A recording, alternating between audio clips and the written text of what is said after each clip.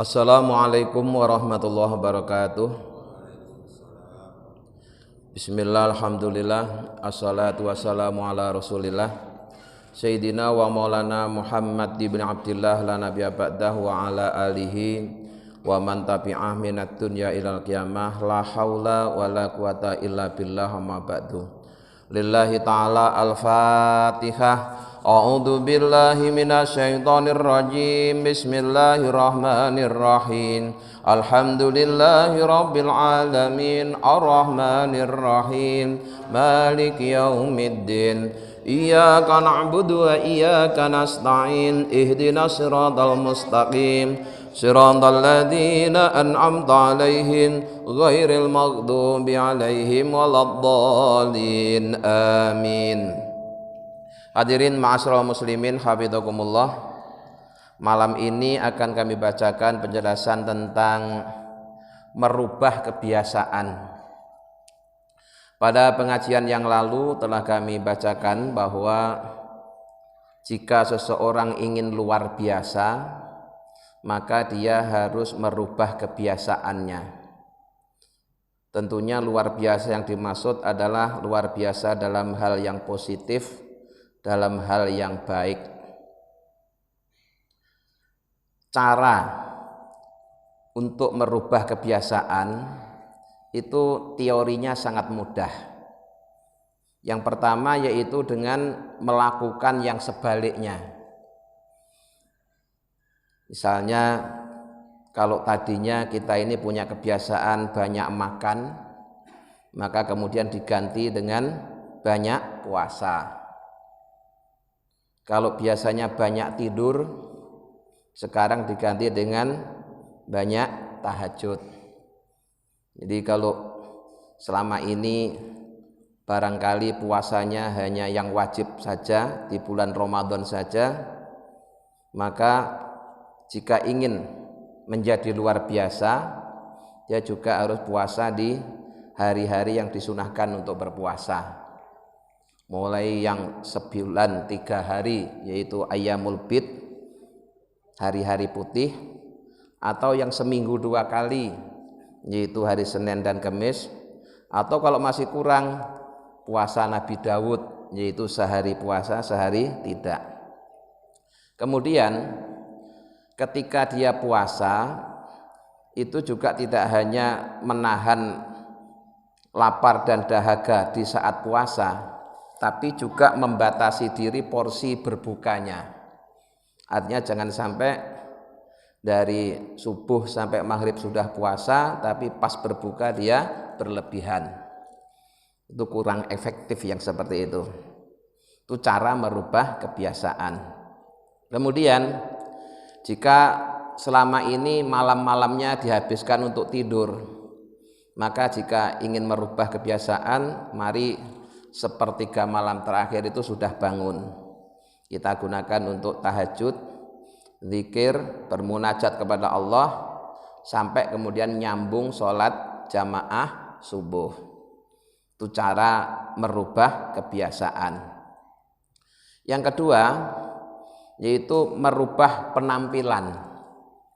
Jika selama ini kita terbiasa senangnya pakai pakaian yang serba mewah, serba bermerek yang harganya mahal, kemudian sekarang diganti yang sederhana, yang penting pantas dan layak.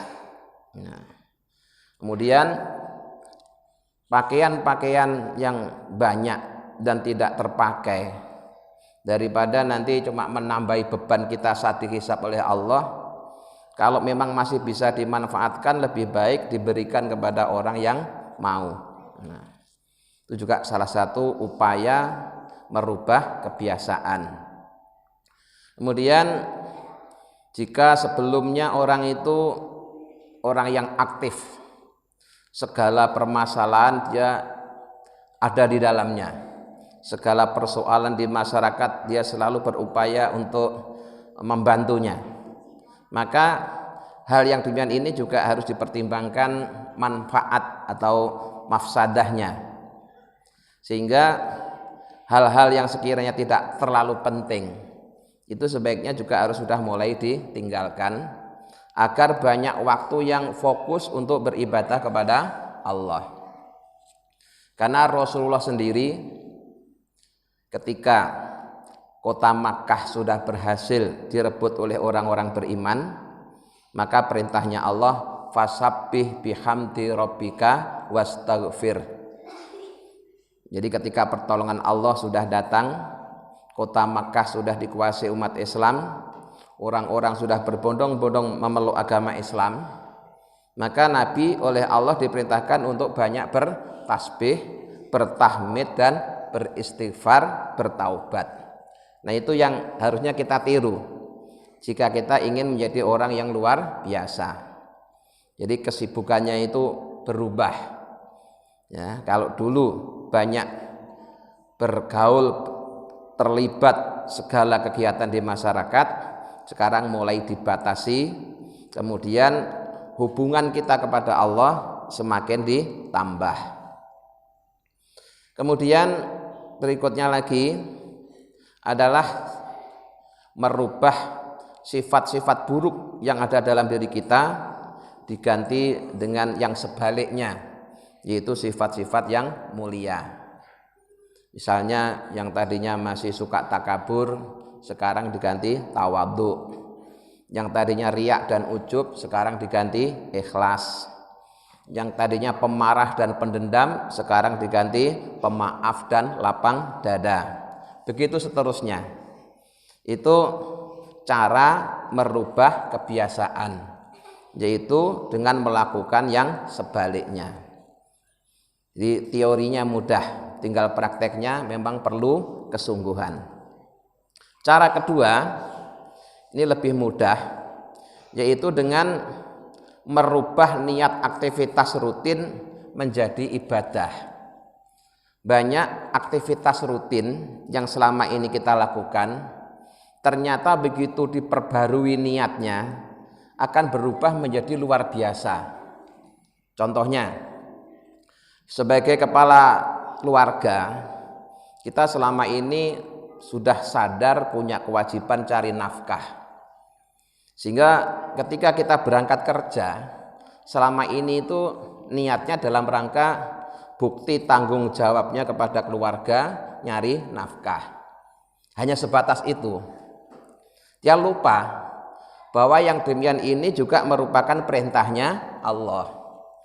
Maka mulai sekarang ketika kita berangkat kerja, jangan hanya sekedar sebagai wujud tanggung jawab kepala keluarga, tapi juga hendaknya diniati melaksanakan perintahnya Allah.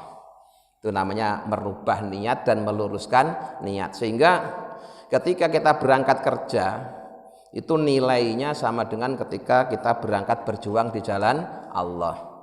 Seandainya kita meninggal di tengah-tengah pekerjaan kita, statusnya syahid akhirat. Itu cara merubah niat, aktivitas rutin berubah menjadi ibadah. Contoh lagi yang ini sering saya sampaikan. Selama ini kita kalau makan itu karena lapar, minum karena haus. Hanya sekedar itu, sehingga habis makan yang didapatkan kenyang, habis minum segar. Hanya sebatas itu. Padahal jika hal ini kita niati dalam rangka melaksanakan perintahnya Allah, itu menjadi ibadah. Karena makan dan minum itu juga perintahnya Allah. Kulu wasrobu wala tusrifu. Makan dan minumlah, tapi jangan berlebih-lebihan, karena Allah tidak menyukai yang berlebih-lebihan. Jadi ketika kita makan, niatkan saya makan ini melaksanakan perintahnya Allah, saya minum melaksanakan perintahnya Allah, sehingga makan dan minumnya tidak hanya sekedar menghasilkan kenyang dan segar, tapi juga bernilaikan ibadah. Kemudian satu lagi yaitu tidur. Ya. Selama ini kita tidur itu ya karena ngantuk gitu ya. Bahkan karena ini sudah aktivitas rutin sejak lahir ke dunia, setiap malam tidur ya tidur aja gitu. Kenapa tidur? Udah ngantuk cuma gitu. Nah, ini mari kita niati yang baik, bahwa kita tidur di waktu malam itu pertama niatnya adalah menghindari perbuatan maksiat. Karena tidur itu salah satu cara efektif menghindarkan diri dari perbuatan maksiat. Dengan tidur orang tidak bisa ngerumpi, tidak bisa mencaci maki orang lain, tidak bisa menyakiti orang lain. Dengan tidur tidak bisa mabuk, tidak bisa mencuri, tidak bisa bunuh orang lain. Maka tidur cara efektif menghindarkan diri dari perbuatan maksiat. Jadi kalau tidurnya diniati, ya, menghindarkan diri dari perbuatan maksiat, tidurnya juga merupakan bentuk ketaatan kepada Allah. Karena yang namanya taat itu dibagi jadi dua, melaksanakan perintah, menjauhi larangan. Ketika dia bergerak dalam rangka melaksanakan perintah, ketika diam dalam rangka meninggalkan larangan. Itu walaupun tidur tengok-tengok, tidak berbuat apa-apa, tapi dicatat sebagai ketaatan kepada Allah. Itu untungnya niat. Kemudian jika tidurnya di malam hari, bisa juga diniati nunggu datangnya sholat subuh, ya. Jadi orang yang beriman itu hidupnya hendaknya selalu diniati melaksanakan kewajiban dan menunggu datangnya kewajiban. Ketika datang waktu sholat isya, kita melaksanakan kewajiban dalam bentuk sholat isya. Setelah sholat isya, niatkan nunggu datangnya sholat subuh, ya. Karena sholat subuhnya masih lama, ditunggu sambil tidur. Itu sama malaikat sudah dicatat, si fulan tidur dalam rangka menunggu sholat subuh. Kok ternyata nanti nggak bangun, bablas mati. Itu catatannya tetap bagus, Pak. Si fulan meninggal dunia ketika sedang nunggu sholat subuh. Itu kan hal yang biasa berubah menjadi luar biasa dengan modal apa? Modalnya nih niat. Nah, cuma niat yang baik itu kalau nggak ada ilmunya ya nggak bisa.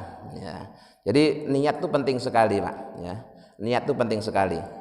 Jadi mari kita niatkan hidup kita ini melaksanakan kewajiban dan menunggu datangnya kewajiban, sehingga kapanpun kita meninggal, seandainya meninggal ketika sedang tidak berbuat apa-apa, tapi ternyata tidak berbuat apa-apa ini diniati dalam rangka menjauhi larangan Allah, itu juga dicatat sebagai ketaatan. Jadi ada dua cara untuk merubah kebiasaan. Pertama yaitu dengan melakukan yang sebaliknya, yang kedua dengan merubah niat aktivitas rutin menjadi niat ibadah. Wala buta fi kharqil awaidil batiniyati min syaikhin kamilin. Dan tidak bisa tidak, berarti harus. Dalam merubah kebiasaan yang bersifat rohani, seseorang harus di bawah bimbingan seorang guru yang sempurna. Ya. Kalau hanya merubah pola makan, tadi itu kan perubahan yang sifatnya jasmani, itu gampang, ya, gampang. Merubah penampilan itu bersifat jasmani, merubah pergaulan itu sifat jasmani, itu gampang. Tapi untuk merubah yang berupa rohani, kebiasaan rohani, itu seorang tidak akan bisa sukses kalau tidak di bawah bimbingan seorang guru yang sempurna. Misalkan merubah dari takabur menjadi tawadhu, dari bakhil menjadi dermawan, dari tomak menjadi qanaah. Itu kalau tidak dibimbing seorang guru sulit. Ya, seorang guru sulit. Bahkan gurunya juga bukan guru sembarangan, tapi guru yang sempurna. Guru yang sempurna itu yang gimana? Jami'in baina haqiqatin wa syari'atin. Yang guru itu menguasai ilmu hakikat dan ilmu syariat. Jadi kalau hanya menguasai hakikat tapi tidak menguasai syariat, tidak sempurna. Sebaliknya, menguasai ilmu syariat tapi tidak paham hakikat juga tidak sempurna. Cari guru yang juga paham hakikat, paham syariat. Itu nanti akan dididik mensikapi segala sesuatu secara seimbang, tidak berlebihan. Yahmiluka bihimmatihi, yang jika kalian di bawah bimbingan seorang guru yang sempurna, maka bimbingannya itu akan memotivasi kalian untuk semangat beribadah dan bisa selalu berupaya memperbaiki diri. Karena jika seseorang ingin berubah, ya berubah batiniah ya, bukan berubah yang jasmani, kok tanpa bimbingan seorang guru, itu akan sulit sekali, Pak. Sulit sekali. Bahkan sering terjadi seseorang itu berhasil meninggalkan satu keburukan, tapi malah jatuh ke keburukan lain yang lebih besar. Contohnya lah, contohnya sekarang sedang ngetren. Banyak sekarang ini anak-anak muda yang melabeli dirinya sebagai orang yang sedang hijrah. Yang tadinya pakaiannya tidak menutup aurat, sekarang berubah menjadi menutup aurat. Terus dia nyebutnya saya sedang hijrah. Kemarin tidak nutup aurat, sekarang sudah nutup aurat. Cuma sayangnya, ya ada sayangnya, karena tidak ada bimbingan guru. Setelah dia menutup aurat, kemudian setiap hari suka menghina orang-orang yang tidak nutup aurat. Bahkan yang dihina bukan hanya yang tidak menutup aurat, yang sudah nutup aurat pun kalau pakaiannya nggak mirip dengan pakaian dia masih dicela, masih dihina. Itu namanya ya meninggalkan satu keburukan tapi jatuh pada keburukan lain yang lebih besar. Itu banyak terjadi itu. Ya, yang tadinya nggak mau belajar, sekarang mau belajar agama. Nah, baru belajar agama sebentar sudah nyala-nyalain yang lain. Nah, itu sering terjadi. Kenapa yang demikian ini terjadi?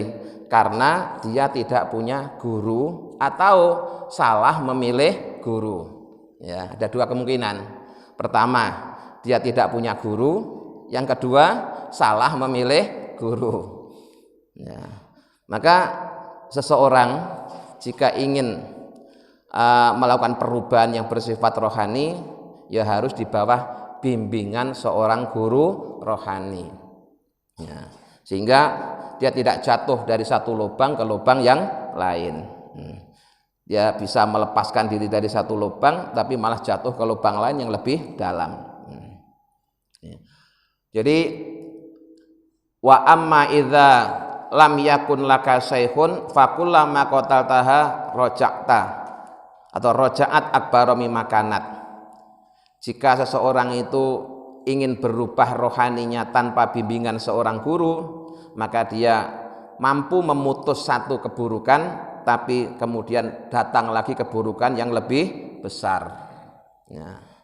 Yang dulunya dia melakukan perbuatan hina, sekarang malah berubah jadi orang yang tukang menghina karena sudah merasa sok alim, sok soleh, sok syar'i, serba sok. Akibat tidak ada yang bimbing atau salah memilih pembimbing. Wala tamutu, dan tidak akan mati apa nafsul hayatu, nafsu yang hidup, illa ma'al amwati, kecuali jika orang itu berkumpul bersama orang-orang yang nafsunya sudah mati. Bahasa di kitab ini menyebut dengan istilah mati, tapi kalau saya pakai terjemah yang beda, yaitu menekan nafsu ke titik terendah. Tidak usah sampai dimatikan, ditekan ke titik terendah gitu aja. Karena bagaimanapun juga nafsu itu juga penting, ya. Nafsu itu penting. Kenapa dulu kekhalifahan di muka bumi ini oleh Allah diserahkan kepada manusia, kok tidak kepada malaikat?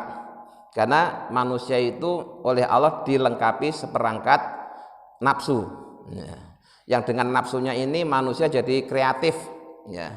Jadi punya inovasi dan seterusnya karena punya nafsu. Seandainya kok dunia ini dulu kekhalifahannya diserahkan kepada malaikat, mungkin dunia ini yang terjadi adalah sesuatu yang monoton, ya. Tidak ada seni, tidak ada kreatif, tidak ada inovasi.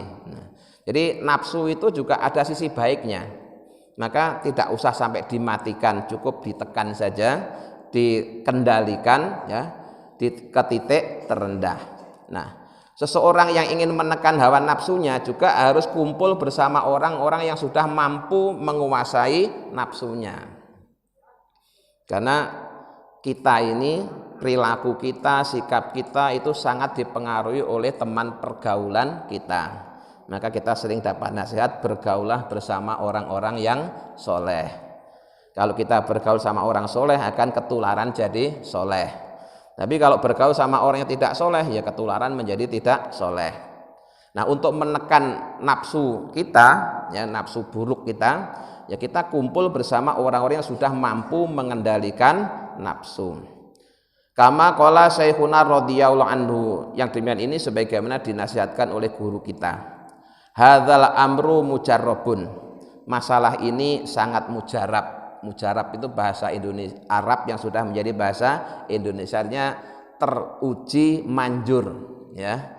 Jadi salah satu cara merubah sikap, merubah perilaku dengan bergaul kepada orang yang lebih baik itu sangat manjur.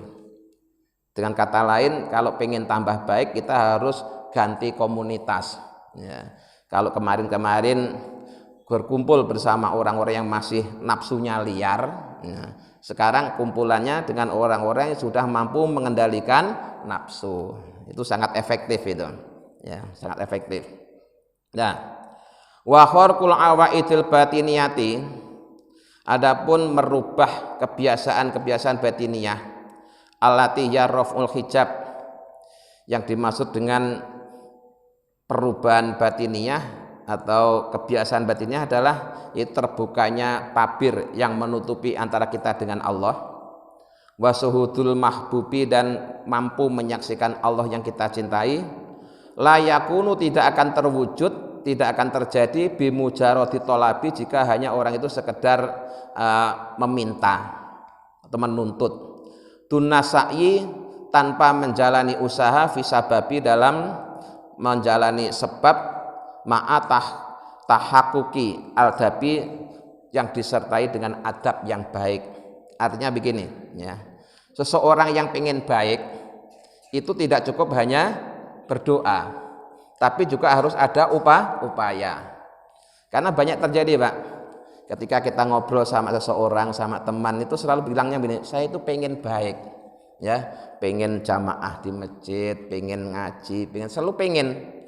Dalam hatinya itu pengen baik, tapi tidak pernah bergerak, ya, hanya sebatas keinginan. Nah, makanya yang seperti itu nggak bisa berhasil. Walaupun keinginannya sudah baik, tapi kalau tidak disertai usaha, ya tidak akan berhasil. Jadi di samping kita bermohon, ada keinginan, juga harus ada usaha, baru klop. Nah, ada keinginan baik dan juga ada usaha untuk berbuat baik, walaupun tentunya melalui tahapan demi tahapan, ya. Nah, yang demikian ini sebagaimana dinasihatkan oleh Syekh Ibnu Athaillah, laisa sa'nu wujudu tolabi, innama sa'nu antarzuqa husnal adabi. Laisa sa'nu, bukanlah sesuatu yang terpenting apa wujudu tolabi, adanya tuntutan, adanya keinginan, adanya doa. Innama sa'nu, sesungguhnya yang terpenting adalah anturzaqo, jika kalian dianugerahi husnal adabi, adab yang baik.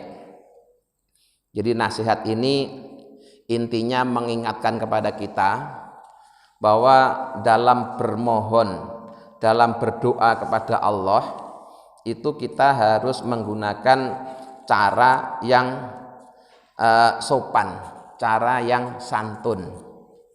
Di berdoa itu ada adabnya, ya, ada adab lahirnya, ada adab batinnya. Kemudian yang pertama kali perlu kita pahami itu adalah tentang makna doa, ya.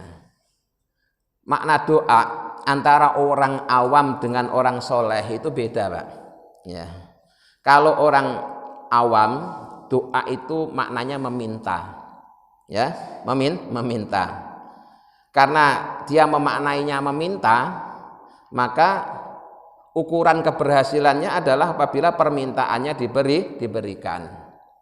Sehingga kalau dia meminta kemudian ternyata permintaannya belum dikabulkan, dia menganggap permintaannya itu gagal. Itu pemahaman orang awam, ya. Barangkali pemahaman kita selama ini. Nah, nganggap yang namanya doa itu minta, ukuran keberhasilan minta ya kalau permintaannya diberikan. Kalau permintaan tidak diberikan berarti gagal. Itu pemahaman orang awam seperti itu. Nah, pemahaman seperti ini harus diluruskan bahwa sesungguhnya berdoa itu adalah bagian dari ibadah. Maka bagi orang yang soleh, tujuan berdoa itu bukan meminta, tapi doa itu adalah idharon lil ubudiyati, untuk menunjukkan diri kita bahwa diri kita itu hambanya Allah. Selama ini kan kita ngaku sebagai hambanya Allah. Apa buktinya kalau kita hambanya Allah? Kita ini selalu berdoa kepada Allah. Kalau terkait dengan pemberian, ya, terkait dengan pemberian, itu banyak anugerah-anugerah Allah yang kita terima tanpa kita harus meminta. Saya ulang ya, terkait dengan pemberian Allah kepada kita, itu banyak yang kita dapatkan tanpa kita harus meminta dulu. Contohnya, ya, Bapak saat ini oleh Allah dianugerahi anggota tubuh yang lengkap, mulai dari ujung kepala sampai ujung kaki lengkap semuanya, sempurna. Pertanyaannya, pernah nggak Bapak minta anggota tubuh yang lengkap kepada Allah? Nggak pernah. Orang tua kita dulu juga pernah minta. Tapi Allah tahu ini memang jatah kita, oleh Allah diberikan anggota tubuh yang sempurna dan lengkap. Kemudian jangan mengira bahwa Allah itu memberi rizki kalau kita berdoa mohon rizki. Tanpa berdoa pun kita ini rizki sudah dikasih oleh Allah. Bukti nyata ketika kita masih dalam perut ibu kita, ya, ketika kita masih dalam bentuk janin usia 4 bulan, itu sudah mulai perlu asupan makanan. Kita belum bisa berdoa, belum bisa bekerja, masih dalam perut. Tiap hari sudah Allah beri rizki. Sampai kemudian nanti kita lahir, ya, kita perlu makanan, oleh Allah disediani ASI. Begitu seterusnya, ya. Padahal saat itu kita belum bisa berdoa, belum bisa bekerja. Nyatanya itu semuanya sudah Allah berikan kepada kita. Bahkan contoh yang lebih ekstrem lagi adalah ada orang seumur-umur tidak pernah berdoa, tapi nyatanya tiap hari dapat rezeki. Siapa? Orang-orang kafir. Ya, orang-orang kafir itu tidak pernah berdoa, tidak percaya dengan adanya Tuhan. Tapi nyatanya kebutuhan kesehariannya dicukupi sama Allah. Itu bukti nyata bahwa seorang dapat rezeki bukan karena berdoa, ya, bukan karena kerja. Banyak tanpa kerja, tanpa doa sudah diberi. Maka bagi orang yang soleh, berdoa itu sekedar menunjukkan bahwa diri kita itu hambanya Allah, ya, untuk menunjukkan kita ini hambanya Allah, kita ini berdoa. Juga qiyaman bi huquqir rububiyah, bahwa kita berdoa ini dalam rangka melaksanakan tegaknya hak-hak ketuhanan. Allah menyuruh kita untuk berdoa, maka kita harus memenuhi perintahnya Allah itu dengan berdoa. Ud'uni astajib lakum, itu kan, mintalah kepadaku atau berdoalah kepadaku maka akan mengijabah. Jadi seseorang yang soleh, ya, ketika dia berdoa, target utamanya bukan diberikannya apa yang dia minta, tapi dengan berdoa itu dia telah berhasil menunjukkan bahwa dirinya sebagai hamba Allah. Dengan doa itu dia telah berhasil melaksanakan perintahnya Allah. Maka doa itu adalah ibadah. Ad-du'a'u mukhul ibadah. Doa itu inti dari ibadah. Karena dengan berdoa dia menyadari kalau dirinya itu hamba. Nah, gitu maksudnya, ya. Kemudian bahkan untuk tingkatan yang lebih tinggi lagi, orang-orang yang sudah mencapai makom hakikat, itu kalau mau berdoa, mau minta kepada Allah, itu malu, Pak. Malu, ya. Kenapa? Iktifaan binadharihi ilaika. Karena dia sadar bahwa tidak usah minta pun Allah tahu kok kebutuhan kita, gitu. Ngapain minta sama Allah? Allah itu sudah tahu kebutuhan kita. Malu aku minta. Wong tidak usah minta aja udah dikasih. Masa masih udah dikasih masih minta. Jadi ada orang yang saking solehnya itu malah malu berdoa. Jadi dia tidak berdoa bukan karena enggan, tetapi karena malu. Bahkan ketika berdoa dia tidak mau mengulang doanya, Pak. Kenapa? Kenapa doa harus diulang? Apa Allah lupa? Allah itu tidak pernah lupa kok, doanya diulang-ulang. Dia malu kalau mengulang doa. Ini kelasnya udah kelas tinggi, ya. Kalau kita punya keinginan, punya hajat, maka hajat itu kita ulang-ulang ketika berdoa. Ya karena kelasnya kelas kita ya. Kalau kelas yang tinggi mengulang doa itu malu, ya malu. Wong Allah kok diulang-ulang, apa dikira Allah lupa? Allah tidak lupa. Nah, bahkan kalau toh kita lupa meminta, Allah tidak akan lupa memberi. Ya. Cuma kapan memberinya, terus pemberiannya dalam bentuk apa, itu terserah Allah. Oh, Allah yang paling tahu tentang diri kita dibanding diri kita sendiri. Kita ini semua kan produknya Allah.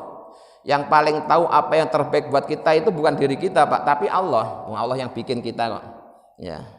Maka untuk tingkatan muhakkikin, mereka itu malu, ya, malu meminta kepada Allah karena alasannya cukuplah Allah tahu apa yang saya butuhkan. Walaupun saya tidak minta secara lesan, tapi Allah tahu apa yang saya butuhkan. Kemudian alasan kedua, iktimad dan ala kismatihi. Ada orang-orang tertentu yang malu memohon kepada Allah, alasannya karena dia sudah bersandar pada apa yang sudah Allah bagikan. Ya, terkait dengan rizki manusia, Pak, itu sudah selesai pembagiannya. Ya, pembagiannya sudah selesai. Kapan itu? Saat kita masih dalam kandungan ibu kita usia 4 bulan. Bersamaan dengan ditiupkannya ruh, itu sekaligus Allah sudah menetapkan jatah rizki kita di dunia ini. Ya, sudah ditentukan oleh Allah. Jadi pembagiannya sudah selesai. Nah, kalau pembagiannya sudah selesai kok masih minta lagi, apa nanti terus malah dianggap tidak bersyukur, ya. Maka dia malu untuk meminta. Ya. Jadi itu tingkatan yang terjadi pada orang-orang yang kelasnya kelas muhakkikin. Nah, tapi bagi kita kalau berdoa terkait dengan rizki itu jangan minta rizkinya. Rizkinya sudah pasti dikasih, tapi minta keberkahannya, ya, minta keberkahannya, sehingga bisa jadi jatahnya itu sudah ditentukan oleh Allah.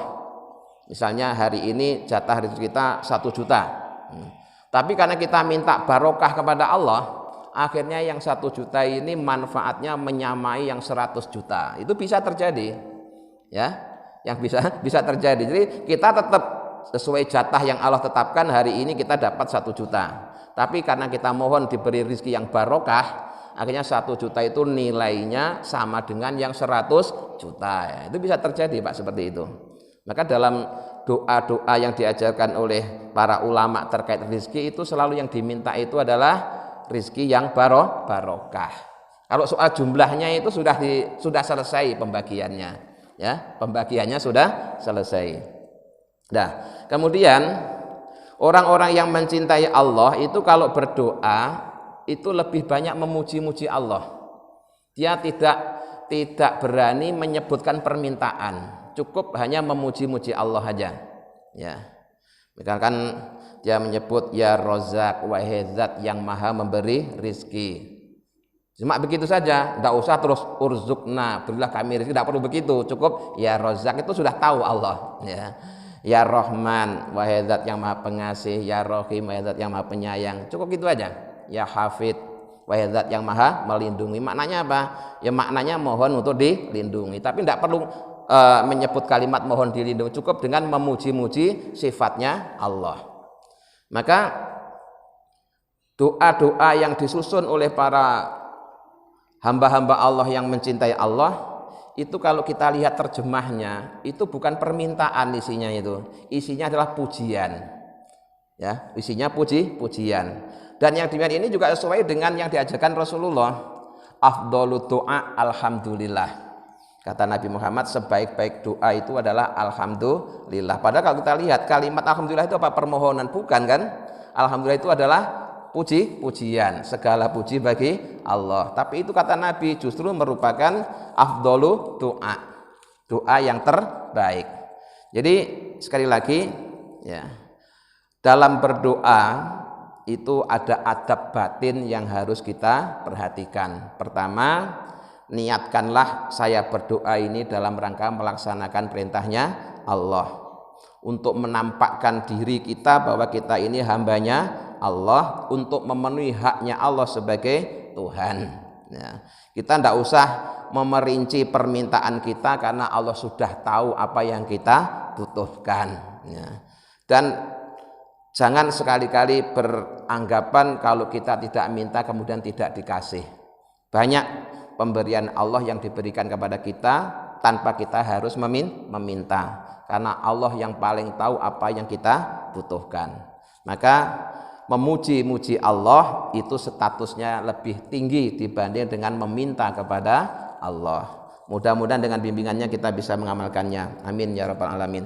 Allahumma sholli ala sayyidina Muhammad wa sayyidina Muhammad alhamdulillahi rabbil alamin. Allahumma inna nas'aluka imanan da'ima wa yaqinan shadiqa wa qalban khashi'an lisanan dzakira wa rizqan halalan wa ilman nafi'atan sholihah. Rabbana atina fid dunya hasanah wa fil akhirati hasanah wa qina adzabannar. Subhana rabbika rabbil izzati amma yasifun wa salamun alal mursalin walhamdulillahi rabbil alamin. Assalamualaikum warahmatullahi wabarakatuh.